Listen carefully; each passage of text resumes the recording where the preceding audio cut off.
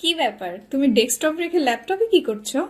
কিভাবে খুব সহজেই বিজয় বাংলা টাইপিং এ এক্সপার্ট হওয়া যায় সেটা নিয়ে আমি কাজ করছি। আসো তোমাকে দেখাই। তাই নাকি? দেখো, বিজয়ে যদি তুমি টাইপিং এ এক্সপার্ট হতে চাও, প্রথমে আমি বিজয় 21 লিখে গুগলে সার্চ করেছি, তখন এরকম একটি ওয়েবসাইট আমাদের সামনে চলে আসবে। আমি এটার উপরে ক্লিক করলাম।